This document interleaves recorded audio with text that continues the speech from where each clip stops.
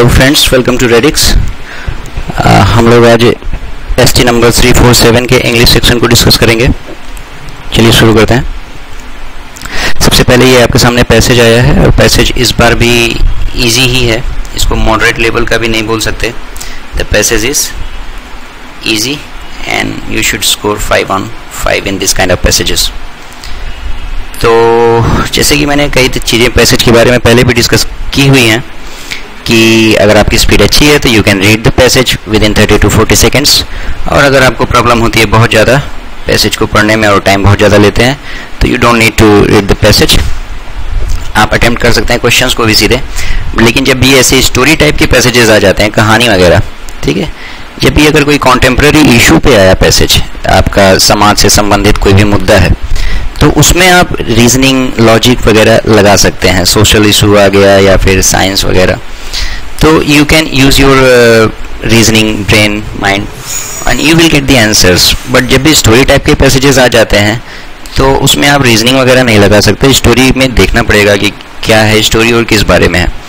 तो कम से कम शुरुआत का 2-4 लाइन और आखिर का 2-4 लाइन तो पढ़ ही लेना चाहिए and you will get the theme और some idea about the story. तो ये पहला ही क्वेश्चन ऐसा पूछ रहा है, define the friendship that this story illustrates. कैसी टाइप की फ्रेंडशिप की बात इस स्टोरी में हुई है। तो it was a life long friendship, it was an unselfish friendship, it was one sided friendship, या फिर it was a foolish kind of friendship. कैसी फ्रेंडशिप है इस स्टोरी में। So obviously you need to know the story first, but still if you try to get the idea about story without reading the passage, you can try some other questions. What is meant by set to work immediately? So he made a house immediately, he started working immediately, he began to cut down the branches immediately, or he got his work immediately. So again no idea what is happening in the story. And in general man in this story is, कैसा है ये आदमी इस passage में जो है, वो usually greedy है या फिर overburden with difficulties of life है, सेल्फिश एंड ऑलवेज डिमांडिंग है, या फिर वेरी इंटेलिजेंट टाइप का पर्सन है। Again we can not answer because we have not seen the story. And the main qualities of 2 characters in the story are both are foolish, one is intelligent. So these 4 questions, so you got the idea कि मेरा मकसद क्या था चारों questions, ये सारे question को आपको दिखाने का। मेरा मकसद ये था कि जब भी ये स्टोरी टाइप के क्वेश्चंस होंगे तो जरूरी नहीं है कि ये सारे questions one after the other ऐसा देख के and you get the idea कि what is happening in the story, ठीक है। So you need to read the story actually, only then you will get the answers. तो अभी क्या, a little boy used to play in the shade of a tree. One day the boy sat leaning against his trunk, he cried and sighed, I am hungry. Eat my fruit, said the kind tree, and then bent down one of its branches. The little boy had his fill of the fruit and felt satisfied. Long years passed and the boy grew up. Then once again he sat under the same tree with a look of dejection and hopelessness. What is it? The tree asked. My wedding day is barely a week away and I have nowhere to live. Cut down my branches and build yourself a house, said the tree. The young man set to work immediately. देखिए, young man set to work immediately, ये आपके questions में आया भी है कि what is meant by this phrase, the young man set to work immediately. Time passed and now the young man was a sailor and once again he sat under the tree with a look of remorse. Remorse मतलब होता है पश्चाताप, दुख. On his face it again asked what the matter was. He pleaded, my captain is crude, so to survive I must own a ship. Cut down my trunk and build a ship. The sailor grew old, but once again he turned to the tree with a leaden expression on his face. It was cold and the sailor leaned on his stick, trembling. Make a fire of me, said the stump of the tree. It soon burnt in the fire, softly humming a tune. तो आसान सा बहुत passage है और आप पढ़ के पूरा आइडिया जान गए कि एक बच्चा था और जब बचपन से ही वो एक ट्री के पास जाता था and every time he went to the tree he demanded for something and every time when he demanded for something the tree offered him that thing. हर बार उसको वो चीज ट्री से मिल जाती थी। तो कैसा टाइप का फ्रेंडशिप था ये इस स्टोरी में। Obviously it was one sided friendship, क्योंकि हर बार ये बच्चा ही कुछ डिमांड करता था, ये मैन ही कुछ डिमांड करता था और ट्री उसको सप्लाई कर देता था। तो C is your answer. What is mean by the set to work immediately, ये अभी आपको मैंने दिखाया कि आया भी था। तो ही सेट टू वर्क इमीडिएटली, वैसे तो इसका मतलब होता है टू स्टार्ट वर्किंग इमीडिएटली, ठीक है, ये इसका जनरलाइज्ड मीनिंग होता है इस फ्रेज का, सेट टू वर्क का। लेकिन इस पैसेज के कॉन्टेक्स्ट में पूछा गया है, तो इस पैसेज के कॉन्टेक्स्ट में क्या करना शुरू कर दिया उसने, he began to cut down the branches immediately, तुरंत उसने ब्रांचेस को काटना शुरू कर दिया। जैसे उसने कहा कि you can take my branches and build a house for yourself, हमारे ये ब्रांच काट लो और अपने लिए घर वर बना लो, ठीक है। तो according to the passage, in the context of the passage, your answer should be he began to cut down the branches immediately. Next, in general man in this story is greedy है, overburden with difficulties है, selfish and always demanding है, या फिर very intelligent है। तो you can see कि ही is very selfish and he is very demanding. पहला तो खुद ही के बारे में सोचता है, ट्री के बारे में कभी कुछ सोचा नहीं उसने, एंड दूसरा every time he is demanding some और the other thing. The main qualities of the two characters in this story are both are foolish, one is intelligent, other is foolish. Both of them are intelligent, one is demanding and other is full of mercy. So D is your answer because one is demanding, the man is very demanding, and the other yani tree is full of mercy. So D is your answer. The last sentence of the passage means every ये last sentence का यही है, it soon burnt in the fire softly humming a tune. It यानी tree, tree जो है आग के हवाले हो गया, और जब आग में जलता है कोई पेड़ तो उसमें से आवाज आती है, और उसी आवाज को उसने कहा है हमिंग अ ट्यून, गुनगुनाते हुए। सो इट मीन्स कि it felt the maximum pleasure when suffering for the happiness of others. यही सेंस आप इसको निकालेंगे, थोड़ा सा मोरल टाइप का है कि पेड़ को दूसरों के लिए जलने में भी बहुत ही ज्यादा आनंद आया, इसलिए आखिरकार जलते जलते भी वो पेड़ गा रहा था, गुनगुना रहा था। सो इस तरीके से ये पैसेज आसान वाला था, और 5 में 5 आपको मिलना चाहिए, और इसमें बहुत ज़्यादा कुछ समझाया नहीं जा सकता बिकॉज स्टोरी है, तो you need to read the story and get the story. Now you have to choose a word which best expresses the meaning of the given word and click the button corresponding to it.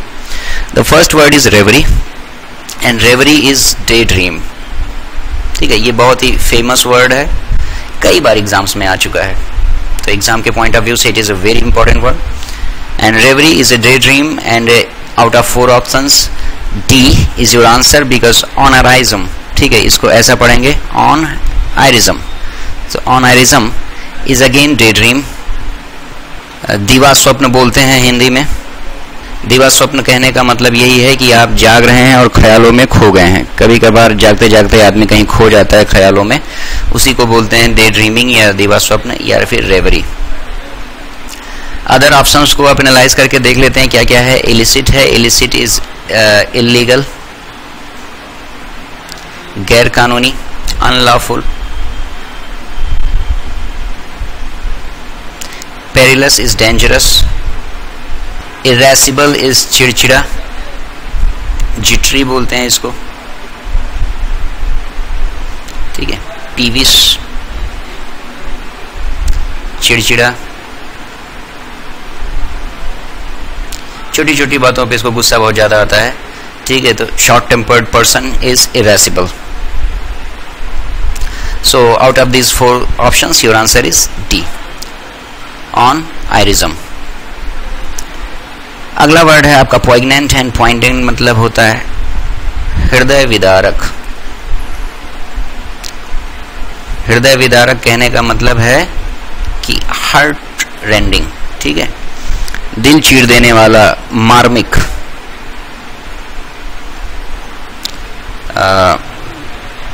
कोई story हो सकती है, किसी की condition हो सकती है, poignant condition, poignant situation in life, poignant story.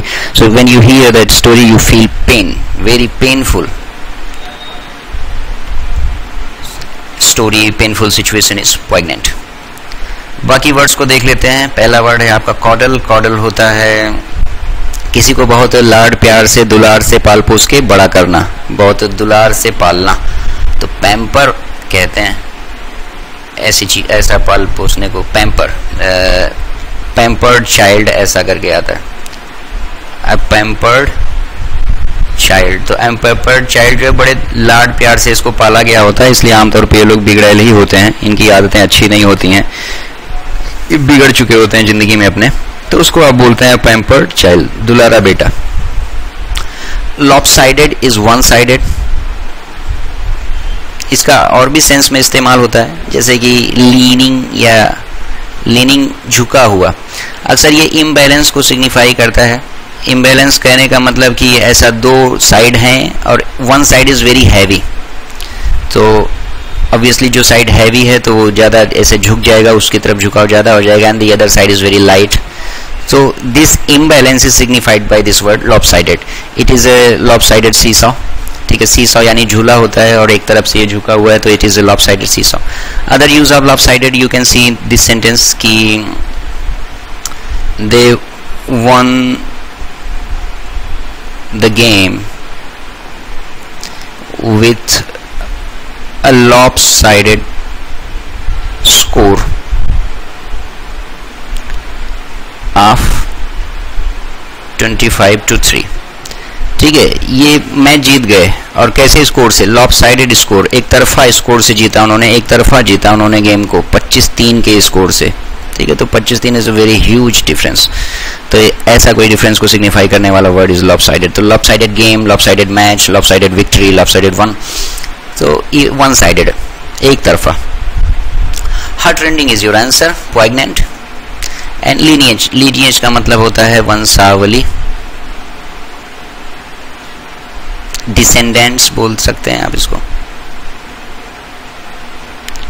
ठीक है, एक के पीढ़ी बोलते हैं इसको। सो पीढ़ी इज लीनिएज। जीनियोलॉजी, ठीक है, it is another word. Pedigree is another word. So these words are synonyms. Descendant, pedigree and genealogy are synonyms for lineage, and इसका मतलब होता है वंशावली या पीढ़ी। 83 इसमें you have to choose the opposite word, not the synonym. So जब भी आप परीक्षा में रहें तो ये जो बोल्ड में लिखा होता है इस पे ध्यान जरूर दिया करिए, अदरवाइज कभी कभार भावनाओं में बह के लोग वर्ड देखते ही गलत हिसाब किताब में चले जाते हैं। सो केयरफुल रहा करिए। And protean is the word, and protean का मतलब होता है वर्सेटाइल। ठीक है, एबल टू चेंज, ठीक है, क्विकली, बड़ी आसानी से बदलाव अपने अंदर लाने में सक्षम। वो परिवर्तनशील है, अपने अंदर चेंजेस ला सकता है बड़े आसानी से, and it can adapt to any kind of situation. He can work in this kind of environment and he can work in other kind of environment. Why? Because he is very protean, he is very versatile. So able to change very quickly. आप इस हाल में, माहौल में काम करते हैं, बड़ा अच्छा है। आपको कोई दूसरा माहौल या सिचुएशन दिया जाए तो उसमें भी आप बड़े आराम से काम कर लेंगे, because you are very protean person, you are able to change very quickly. तो इसका अपोजिट आपको बताना है तो ऑब्वियसली अनचेंजिंग, जो अपने आप को बदल ना पाए दूसरी बदलती सिचुएशंस में, सर्कमस्टांसेस में, तो अनचेंजिंग पर्सन हो गया वो, या कोई भी ऐसा चीज हो गया। बाकी आंसर्स को देख लेते हैं क्या क्या इसका मीनिंग होता है। Lackadaisical again is a very beautiful and important word, कई बार एग्जाम्स में आया हुआ है ये। एंड लाइकाडेजिकल का मतलब होता है इंसिपिड, डल। ठीक है, बेरंग, नीरस, उदास ऐसी जिंदगी जी रहे हैं, तो सुस्त, कामचोर, कंटाल टाइप का आदमी इज ए लाइकाडेजिकल पर्सन। अगर आप किसी आदमी को देखते हैं और उसके अंदर जान बिल्कुल लग नहीं रही है, उसको देख के ही लग जाता है कि इनको दुनिया में कोई दिलचस्पी होती नहीं है, थोड़ा सुस्त टाइप के होते हैं, इनका मन लगता नहीं ज़्यादा संसार में, तो ये लोग लाइकाडेजिकल होते हैं। ये इसको ऐसा भी आप समझ सकते हैं, लाइक इज होता है कमी, किसी चीज को कमी। अभी मैं समझाने के लिए सिर्फ बोल रहा हूँ, इसको रूट से नहीं कनेक्ट करेंगे। And daisical, daisy is a kind of flower जो महकता है, खुशनुमा। Daisy is a very smiling kind of flower. ठीक है, ये फूल होता है और हमेशा मुस्कुराता हुआ खुशी का प्रतीक होता है ये फूल। तो लाइक डेजी, सो लाइक का डेजिकल इधर से ही आया है कि आपके अंदर वो डेजी, खुशी, लहर, उमंग, उत्साह, ये सब चीज़ों की कमी है। That is why you like अ डेजिकल।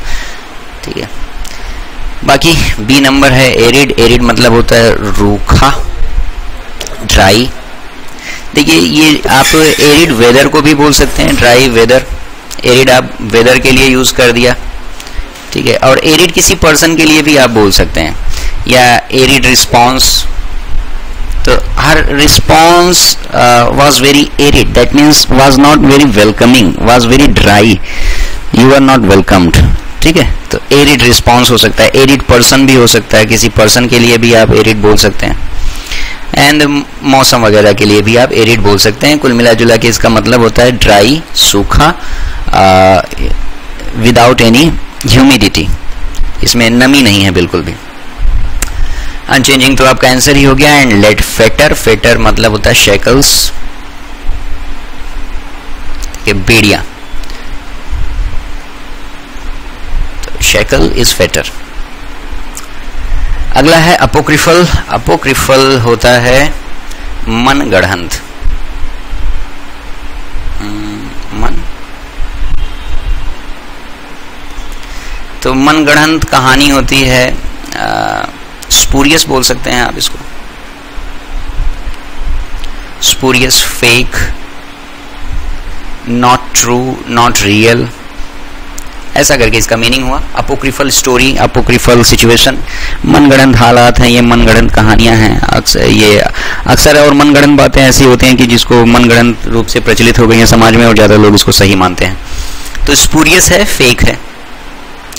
और इसका एंटोनिम आपको बताना है, तो योर आंसर इज वेरिटेबल, ठीक है, क्योंकि वेरिटी का मतलब होता है सच्चाई,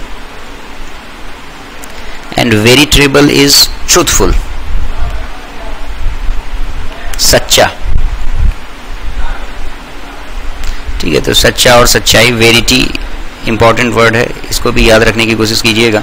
एंड इसी वेरिटी से आपका ये वेरिटेबल आया है, वेरिटी सच्चाई, वेरिटेबल ट्रूथफुल, सच्चा। And D option is slatternly. Slatternly आपका होता है अनटाइडी, गंदा, मैला कुचैला, ये अनकेम्प्ड भी बोल सकते हैं, इसी अनटाइडी को आप अनकेम्प्ड भी बोलते हैं। देखिए ये आपकी आदत, हैबिट की ओर इशारा करता है, आपके रहन सहन, हाव भाव, बर्ताव की ओर इशारा करता है। कुछ लोग होते हैं स्लेटर्नली, ठीक है, उनका रहने सहने का तरीका ही बड़ा गंदा होता है। They are always, they live a dirty kind of life, ठीक है, उनको साफ सफाई से और ऐसा कोई बहुत लगाव होता नहीं है। So habitually they are slatternly person, they are slatternly people, they are untidy, they are unkempt. Unkempt hair बोलते हैं ऐसा। किसी किसी के बाल को आप देखिए तो उनको ऐसा लगता है कि अभी आप ही का मन करने लगेगा कि लाओ इसको नहला दूं, शैम्पू कर दूं इसके बाल में, इतना गंदा लगता है उनको देख के। So their hair is always unkempt, मतलब बिना कंघी वंगी किया हुआ, बिना ऑयल किया हुआ हेयर हो जाता है, तो ऐसा गंदा संदा लगता है देख के। तो अनकेम्प्ड हेयर भी बोलते हैं उसको। स्लेटर्नली ये पर्सन के लिए बोलेंगे, slatternly person, unkempt hair, unkempt clothing, कपड़े वगैरह गंदे संदे होते हैं। So I hope you got this word, slatternly, untidy, unkempt. Emaciated is very thin, बहुत ज्यादा दुबला पतला, ठीक है। सो वेरी थिन, इनको देख के लगता है कि अगर बस एक दो दिन ये खाना नहीं खाएंगे तो ये गायब भी हो सकते हैं, ऐसे काइंड ऑफ पीपल, स्क्राउनी बोलते हैं इनको।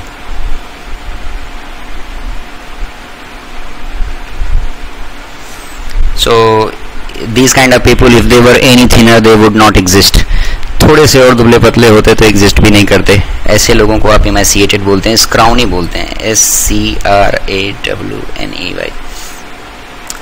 एंड कॉन्सेंशस इज सहमति, अग्रीमेंट।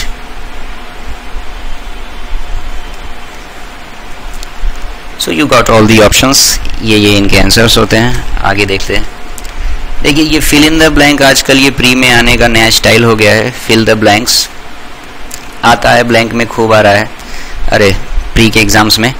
लेकिन देखिए अभी एज आई टोल्ड यू कि how will you be able to attempt correctly these questions, तो इसमें कई बार आपको ग्रामर की ज़रूरत पड़ती है फिल करने के लिए। Your grammatical knowledge will save you, but most of the time ऐसा देखा जा रहा है कि ये वोकैब बेस्ड होते हैं।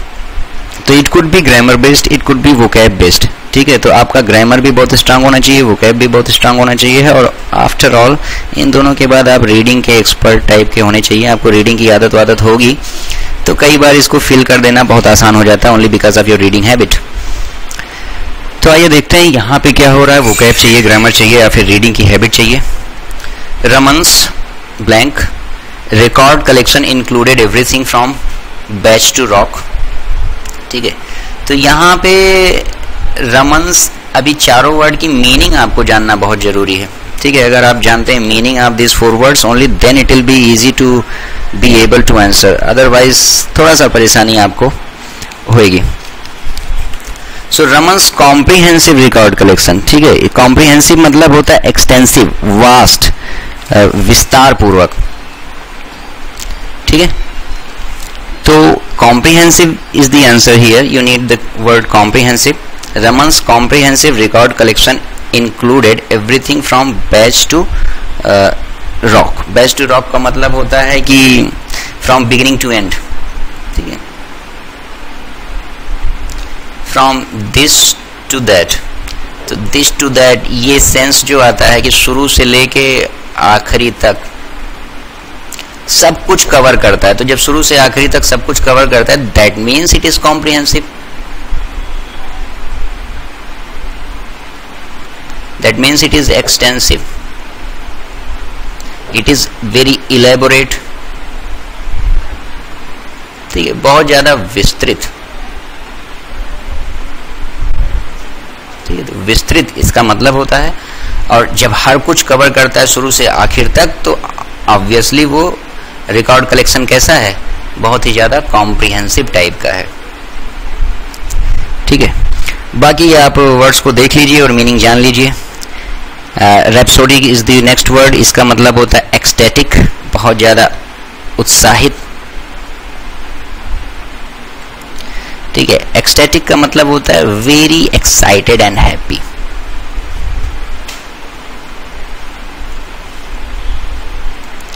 बहुत ज़्यादा एक्साइटेड भी हैं और बहुत ज़्यादा खुश भी हैं, तो ऐसे सिचुएशन को आप एक्सटेसी बोलते हैं, उन्माद की स्थिति, और उसी के लिए ये वर्ड है रैप्सोडिक।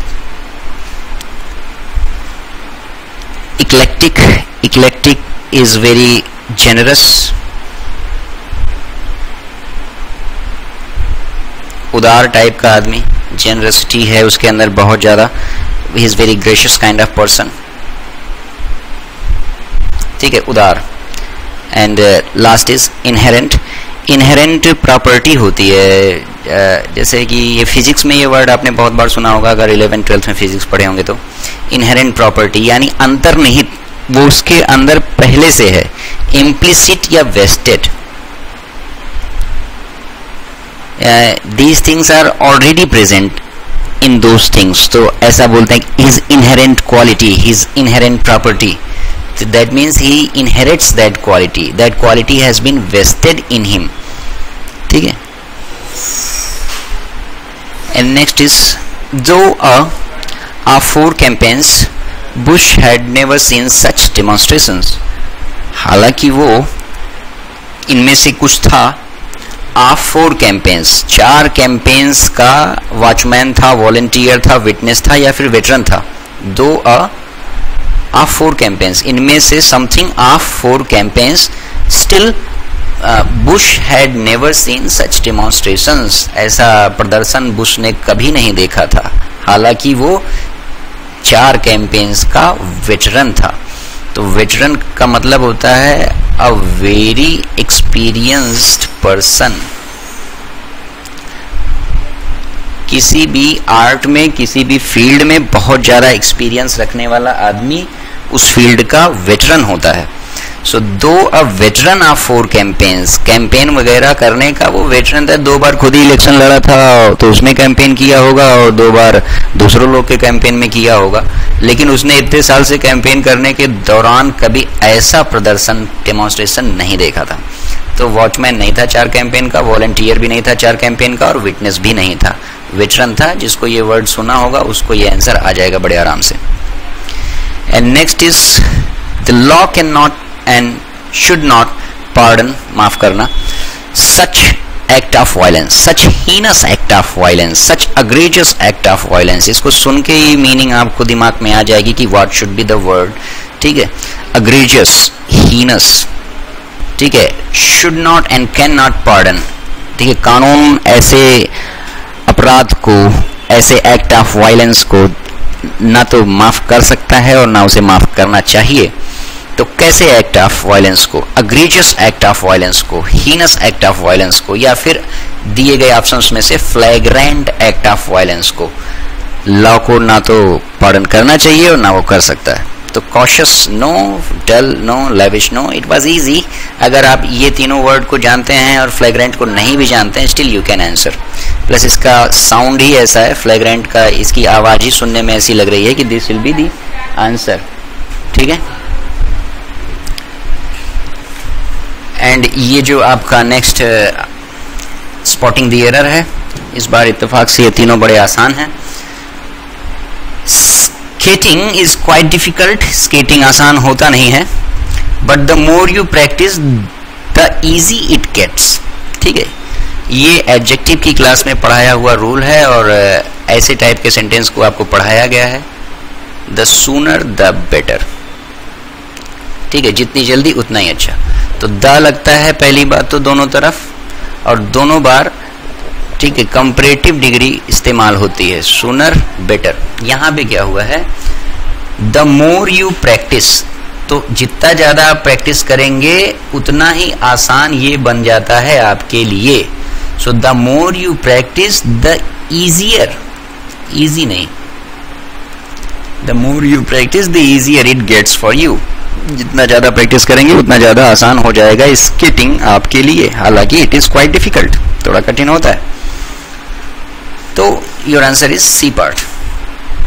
Swift's Gulliver's Travels has been read by me for several times. देखिए ये जो एक नॉवेल है, फिक्शन है, और इसको जोनाथन स्विफ्ट ने लिखा हुआ है और किताब का नाम है गलिवर्स ट्रेवल्स। ये इतनी बार एग्जाम्स में ये नाम आ चुका है, ये नाउन में कंफ्यूज करने के लिए आता है, क्योंकि ये प्रॉपर नाउन है तो ये कभी प्लूरल नहीं होता, ये होता है सिंगुलर ही, क्योंकि ये गलिवर्स ट्रेवल्स ये किताब का नाम है और ये सिंगुलर जैसा ट्रीट होगा, प्रॉपर नाउन है। तो has been is okay. Swift's यानी स्विफ्ट का, जोनाथन स्विफ्ट का Gulliver's Travels has been, has is okay, have been नहीं होगा। Has been read by me several times, कई बार। इस सेवरल टाइम्स के पहले फॉर वॉर नहीं आता है, ठीक है। Swift's Gulliver's Travels has been read by me several times, कई दफा मैंने इसको पढ़ लिया है। ये जो फॉर लगा था वो अननेसेसरी था, यही आपका एरर है। तो again your answer is C. And next 90s, skeptics worries that the devaluation of the country's currency is a desperate move to bail out the struggling exporters. इसको भी बहुत ज़्यादा परेशान होने की जरूरत नहीं, देखते ही you can spot the error in the first sentence, ठीक है। skeptics का मतलब होता है कि those who are not ready to believe, not wanting to believe something। आसानी से किसी बात पे ये विश्वास नहीं करते हैं, हमेशा संदेह वाले अवस्था में रहते हैं, और वो वरीज नहीं होता यार, क्योंकि ये स्केप्टिक्स लिखा है ना, प्लूरल लिखा है, प्लूरल, और ऐसे लोग वरी, प्लूरल के साथ वरी, ठीक है। एस या ई एस नहीं ऐड होता है प्लूरल सब्जेक्ट के साथ। तो सब्जेक्ट प्लूरल है, वर्ब भी आप प्लूरल रखिए, और ये सिंपल प्रेजेंट टेंस से ये वाला एरर खूब आता है, ठीक है। ये वाला चीज याद रखिएगा। डॉग्स बार्क, सही है, बट डॉग बार्क्स, ठीक है। तो प्लूरल प्लूरल, सिंगुलर सिंगुलर, वही है, वरीज नहीं, वरी चाहिए। हाँ, इसमें सेंटेंस और part of sentence is underlined, you have to find the alternative which can improve the sentence, ठीक है।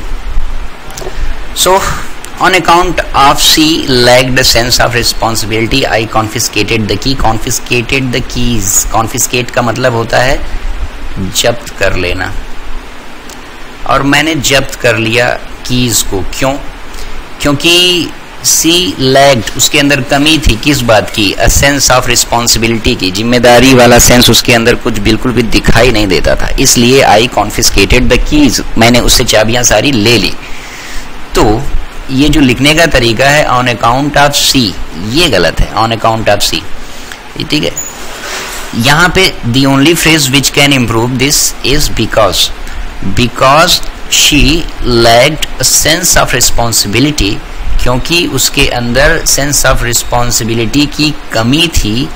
आई कॉन्फिस्केटेड, मैंने ले लिया क्या, चाबियां उससे, तो बिकॉज सी लगाएंगे और कोई ऑन अकाउंट ऑफ सी नहीं लगता है, ऑन अकाउंट ऑफ, तो ऑन अकाउंट के बाद दैट भी नहीं आता है, ऑन अकाउंट सी भी नहीं आएगा, ठीक है। अगला देखिए, I can not dance the music like I did before the accident. देखिए वास्तव में ये जो फ्रेज लिखा है ये लिटरल मीनिंग यहाँ पे इसकी लिख दी गई है, और लिटरल मीनिंग भी अगर आप लिखेंगे तो डांस टू म्यूजिक होता है, और वैसे ये आपका एक फ्रेज है एंड इस फ्रेज का मीनिंग जो होता है वो होता है इशारों पे नाचना, किसी के इशारों पे नाचना, यानी जो वो कह दिया वो आप कर रहे हैं, ठीक है, आप उसके चमचा हो चुके हैं पूरी तरीके से। So but in this phrase ये जो सेंटेंस आपके सामने दिया है यहाँ पे लिटरल मीनिंग में यूज किया गया है, क्योंकि एक्सीडेंट के बाद मैं इशारों पे नाच नहीं पा रहा था, ऐसा नहीं कह रहा है वो, मैं म्यूजिक व्यूजिक पे डांस नहीं कर पाता था, ऐसा लिखा है। तो डांस टू म्यूजिक होता है, dance for the music, dance by the music and dance the music नहीं होता है। So C is your answer, it is easy. अगर you have seen this phrase before, dance to music, तो within a second you can get it, otherwise 2-3 second लगेगा तब बता पाएंगे। Next is being forewarned on the lack of transport, I hired a cycle, मैंने एक cycle भाड़े पे ले ली, आई हायर्ड अ साइकिल, मैंने साइकिल भाड़े पे ले ली, क्यों, बिकॉज आई वॉज फोरवार्न्ड, पहले से मुझे वार्निंग दे दिया गया था about the lack of transport, कि देखो ट्रांसपोर्ट का इस शहर में लफड़ा है, इसलिए मैंने पहले ही एक साइकिल भाड़े पे ले ली। कौन सा इसमें करेंगे, देखिए I was forewarned on being forward on, ठीक है, ये होगा नहीं, being forewarned about is your answer, C. Being forewarned on नहीं होता, बीइंग फोरवार्न्ड अबाउट होता है। अच्छा, ये चीज भी आपको पढ़ाया गया था कि ये जो बीइंग वाले सेंटेंसेस होते हैं इनके पहले सब्जेक्ट की जरूरत नहीं होती है। यहाँ जैसे आई बीइंग फोरवार्न्ड, ही बीइंग फोरवार्न्ड, ये सब्जेक्ट की रिक्वायरमेंट नहीं होती है अगर ये बाद वाला हिस्सा represents this same subject. So I being forewarned अगर यहाँ पे आप लिखते हैं तो उसकी आवश्यकता इसलिए नहीं है क्योंकि यहाँ पे आई ही लिखा हुआ है, लेकिन जब ये सब्जेक्ट बदल जाता है, यहाँ पे आई चाहिए और यहाँ पे ही वगैरह चाहिए, तब इसको लिखना पड़ता है, he being forewarned. But you don't need the subject here, just say being forewarned about. ये कुछ फ्रेजेस हैं, इनका मीनिंग आपको बताना है, and as I have told you कि इडियम और फ्रेज की मीनिंग को गेस करना is not easy, but if you have heard the idiom और phrase it is very easy to guess the meaning. So shoot from the hip, अब इसको आप अगर ब्लाइंड गेस करेंगे तो सही होने का चांस बहुत ज़्यादा कम हो जाएगा, क्योंकि कुछ लोग फेस द डिफिकल्ट टास्क पे गेस कर सकते हैं, कुछ लोग वर्सन द मैटर पे गेस कर सकते हैं, बट ये दोनों आपका आंसर है नहीं। Shoot from the hip is equal to speak directly and frankly, ठीक है, आप सीधे सीधे बातों को करते हैं, घुमा फिरा के आप बात करते नहीं हैं। You shoot from the hip to start performing better, no, to speak directly and frankly, to shoot from the hip। 10 a penny, ये आसान है, इसको आप गेस भी कर सकते हैं। To manage, to investigate, to be very common and to keep eating, to be very common is your answer। Why? Because एक पेनी में 10 मिलता है, तो एक पेनी में 10 मिलता है। ये 2 a penny भी कई बार आप देखेंगे, तो 10 a penny, 2 a penny, दोनों का मतलब एक ही होता है, ऐसा नहीं। अब ये 2 a penny हो गया तो वेरी रेयर नहीं हो गया, 2 a penny बोलिए या फिर 10 a penny बोलिए, दोनों का मतलब होता है टू बी वेरी कॉमन। एक पेनी का 10 मिलेगा, पेनी एक जैसे पैसा होता है आपका, तो पैसा जैसा वो आपका रुपया पैसा मेजर करने के लिए यूनिट होता है, और एक पेनी में जो 10 मिलेगी ऑब्वियसली वो चीज़ बहुत ज़्यादा कॉमन है, तो वही ये लिखा हुआ है।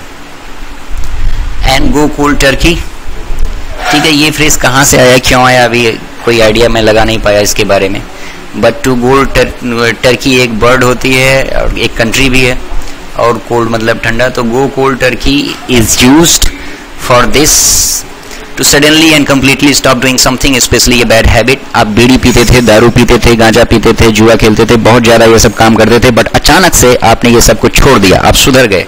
So you went a cold Turkey, ठीक है। I went a cold turkey with my gambling habits, या फिर I went a cold turkey with my drinking habits. That means I have suddenly stopped my drinking habits. I don't drink anymore. So to go cold turkey is used for this, to suddenly and completely stop doing something, especially a bad habit. Next, out of these four alternatives, you choose the one which can be substituted for the given words. One word substitution वाला सवाल है ये। इस sentence के लिए एक word चुनना है आपको। So an agreement by hostiles not to fight. Hostile मतलब होता है प्रतिकूल, और यहाँ पे ये जो प्रतिकूल लिखा है ये पूरी बात लिखा नहीं है, लेकिन hostile countries के लिए लिखा है। तो hostile countries अगर हैं, ये unfriendly countries हैं, hostile is equal to unfriendly, उनके बीच में मारपीट बवाल लड़ाई झगड़ा चल रहा है। लेकिन कुछ जैसे आपका फिलिस्तीन और इसराइल इसके एग्जाम्पल हैं। इंडिया में पाकिस्तान के साथ हमारा चलता रहता है, चाइना के साथ तो अभी शुरू हो रहा है, उतना होता नहीं है, अभी होगा आगे चल के। तो ये होस्टाइल फोर्सेस जो होते हैं वो एक अग्रीमेंट करते हैं कि अब हम लड़ाई नहीं करेंगे थोड़े टाइम के लिए, तुम भी ताकत इकट्ठा कर लो, हम भी ताकत इकट्ठा कर लें। तो इस प्रोसीजर को आप बोलते हैं आर्मिस्टिस, ठीक है। ये आर्मिस्टिस जो होता है, it is an agreement that we will not fight any more. संधि करते हैं, तो संधि कर लेते हैं, लड़ाई झगड़ा बंद करने, उसको आर्मिस्टिस बोलते हैं। आर्म्स से याद कर सकते हैं, आर्म्स आपका यूज होता है असलहा गोला बारूद के लिए, और आर्मिस्टिस असलहा गोला बारूद का इस्तेमाल नहीं करेंगे, ऐसी संधि को आप बोलते हैं आर्मिस्टिस। देखिए ट्रीटी, कॉमिटी एंड कॉन्कॉर्डेंट, ये आपके एक जैसे वर्ड्स हैं। ट्रीटी आपका कोई भी समझौता है, देखिए ट्रीटमेंट से बना है ये, ट्रीटी, ट्रीट से बना है ट्रीटी। और जब आप ट्रीटी करते हैं किसी कंट्री के साथ, तो आप ये ट्रीट कर उसमें ये संधि आप करते हैं कि हम और आप एक दूसरे के साथ ट्रीट कैसे करेंगे आगे से। तो हम और आप एक दूसरे के साथ ट्रीट कैसे करेंगे, ये समझौता जो आप करते हैं उसी को ट्रीटी बोलते हैं, ठीक है। So treaty is an agreement of behaviour, mutual correspondence की आगे चल के हम एक दूसरे के साथ क्या क्या काम करने वाले हैं। एंड कॉमिटी इज सौहार्द, सौहार्द दो देशों के बीच में चलता है, ठीक है, अच्छा उनके बीच में माहौल रहता है, तो फ्रेंडलीनेस को आप बोलते हैं comity. So there is a great deal of comity between India and Bhutan, but there is no comity between India Pakistan, India China, India Sri Lanka, India Bangladesh. So great deal of comity between India and Bhutan, you can sense the meaning of this word comity is सौहार्द। Concordant, ये भी again आपका इसी treaty जैसा ही होता है। Concordant माने कि आपने एक समझौता वगैरह किया है, और वो समझौता भी कोई भी चीज़ को लेकर हो सकता है, मारपीट लड़ाई झगड़ा का समझौता करने का नेसेसिटी नहीं होती है। So the word which is agreement by hostile forces not to fight is armistice, ठीक है, युद्ध विराम, सीज फायर। सीज फायर आपका देखिए, सीज फायर आपका कोई रिटन डॉक्यूमेंट या समझौता नहीं होता है। सीज फायर आपका सिर्फ एक ऐलान होता है, अपने कंट्री में बैठ के आप ऐलान कर देते हैं, तो वो सीज फायर कहलाता है, ठीक है। आपने अपनी तरफ से सीज फायर कर दिया है, अगले ने अपनी तरफ से सीज फायर कर दिया है, तो उसने फायर को सीज कर दिया, अब फायरिंग नहीं होगी दोनों तरफ से। लेकिन आर्मिस्टिस जब होता है तो ये सीज फायर से थोड़ा सा अलग होता है, क्योंकि इसमें आप रिटन एग्रीमेंट पे साइन करते हैं। 98 bed for a new born baby, एक नवजात बच्चे के जो बेड होता है उसको आप क्या बोलते हैं, क्रेडल बोलते हैं, ठीक है, पालना। बाकी वर्ड्स को देख लेते हैं। ब्रैट मतलब होता है बिगड़ैल बच्चा, कोई बिगड़ैल चाइल्ड है तो उसके लिए आप जो वर्ड यूज करते हैं दैट इज ब्रैट। बेल्फ्री इज घंटा घर, ठीक है, बेल्फ्री घंटा घर, यहाँ पे घड़ी बड़ी सी लगी होती है और वो अक्सर सुबह और शाम में ये सब घंटी मारता है, हर घंटे पे घंटी मारता है कभी कभार। एंड अर्न इज कलश, कलश एक पात्र होता है, कलसा या कलश, कलसा गलती से लिख दिया मैंने, बट कलसा भी कहते हैं कुछ लोग। सो कलश बोलते हैं किसी पात्र को जो भी अब ये पूजा पाठ में ज़्यादा इस्तेमाल होता है, और अस्थियां रखने के लिए विशेष तौर पे जो पात्र आप इस्तेमाल करते हैं, अपने मृतक परिजनों की अस्थियां रखते हैं उसमें, और फिर जाके गंगा में उसको प्रवाहित कर देते हैं, तो उस पात्र को आप बोलते हैं अर्न कलश। And next 99 art of making fireworks. ठीक है, ये थोड़ा सा ट्रिकी हो जाता है क्योंकि इसमें आप क्या बोलेंगे। देखिए, ये आपको फंसाने के लिए बड़े आसान से चारों ऑप्शंस दिए हैं। PYRE is the root for fire. ठीक है, फायर के लिए ये ग्रीक रूट होता है, प्लस पायर, ये जो पायर वर्ड है इसका मीनिंग भी एक होता है, ये इंग्लिश में वर्ड चिता बोलते हैं इसको। एंड फायर जहाँ भी आ गया तो वो फायर से रिलेटेड होता है। एंड इसमें आपको बताना है कि the word use for art of making fireworks, सभी वर्ड में पायरो पायरो एंड पायरो आपको सभी में दिख रहा है, तो you can gate confused, but your answer is pyrotechnics. ठीक है, टेक्निक ऑफ फायर। ठीक है, टेक्निक ऑफ फायर, और वही पूछ रहा है आर्ट ऑफ मेकिंग फायरवर्क्स, कैसे टेक्निक से आप वो फायरवर्क करते हैं। फायरवर्क्स आपका वो पटाखों के लिए इस्तेमाल होता है फायरवर्क्स। तो फायरवर्क्स की जो फैक्ट्री होती है वहाँ पे पटाखे बनते हैं, and you do the fireworks, तो यू मेक दोज फायरवर्क्स। तो you need to be an specialist of pyrotechnics. And pyrobiology, pyrobiology is a word for used for study of artilleries। ठीक है, study of artilleries, तो study of artilleries यानी हथियार, वो बहुत ज़्यादा आधुनिक हथियार। अभी आर्टिलरीज के मामले में यूएसए बहुत आगे है, वो नए नए हथियारों को अक्सर निजात करता रहता है लोगों को मारने के लिए। तो वो स्टडी ऑफ आर्टिलरीज जो करते हैं, those people are studying pyrobiology. And जो स्टडी कर रहा होगा ऑब्वियसली वो पायरोबायोलॉजिस्ट हो जाएगा। ठीक है, तो जिस्ट एंड बायोलॉजी, तो स्टडी ऑफ आर्टिलरीज, हथियार वगैरह बनाने की कला। एंड पायरोग्राफी, ये आपका, ये भी आर्ट ऑफ फायर ही है, लेकिन आर्ट ऑफ फायर वर्क्स नहीं है, ओनली आर्ट ऑफ फायर है। इसमें आप फायर को यूज करके कैसे नई नई आकृतियां, कुछ लोग डिजाइनिंग के लिए, देखो पानी पे भी आप पानी पे भी चित्रकारी करते हो, वाटर पेंटिंग देखे होंगे। देन सैंड आर्टिस्ट को भी आपने देखा होगा, वो बालू से आकृतियां बना रहे हैं। फिर कुछ आर्टिस्ट हैं जो वाटर पे पेंटिंग कर रहे हैं या पानी पे अपना कलाकारी दिखा रहे हैं। ऐसे ही कुछ आर्टिस्ट होते हैं जो पायरोग्राफी करते हैं। तो पायरो माने आग और ग्राफी यानी राइटिंग, तो वो आग से ही कलाबाजी करके आपको मनोरंजन करेंगे, अपना नया नया स्टाइल दिखाएंगे। So those artist are known as pyrographers and they are the specialist of pyrography. And then this last word, ichthyology. Ichthyology is used for fish. ठीक है, ICHT, each is used for fish, and आपका answer हो जाएगा the branch of zoology that deals with fishes. मछलियों की study करने वाला, study of fish is ichthyology. And your final word is, यहाँ पे आपको मिसस्पेल्ड वर्ड बताना है।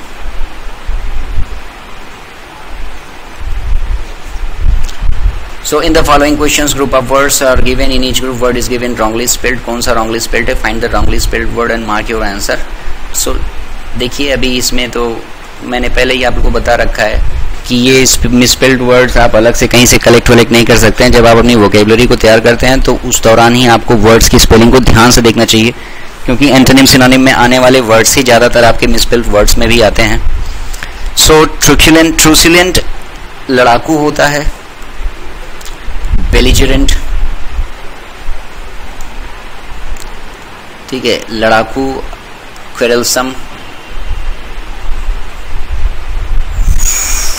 ठीक है, ऐसा पर्सन को आप बोलते हैं बेलिजरेंट, ट्रूसिलेंट।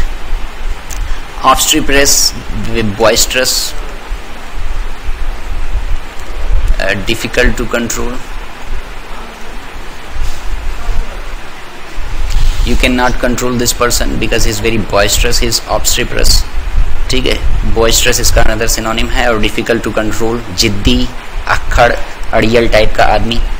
एंड लैरिंग्स आप इसको बोलते हो थ्रोट को, ठीक है, जो आपका गला होता है, थ्रोट, इसी के लिए आपका लैरिंग्स, ये स्पेशलाइज्ड वर्ड है, ज़्यादा आप सुनेंगे नहीं। हो सकता है साइंस या फिर वो जो आपके बायोलॉजी वगैरह पढ़ने के स्टूडेंट होंगे वो इसको यूज़ करते होंगे, लैरिंग्स, and it is used for throat. जो स्पेलिंग गलत है वो परप्लेक्स्ड की है, it is your answer D. ठीक है, क्योंकि परप्लेक्स्ड में ए नहीं होता है, ई होता है, एंड परप्लेक्स्ड की मीनिंग होती है वेरी कंफ्यूज्ड। ठीक है, बहुत ज़्यादा कंफ्यूज्ड, बैफल्ड। ठीक है, फ्लैबरगास्टेड।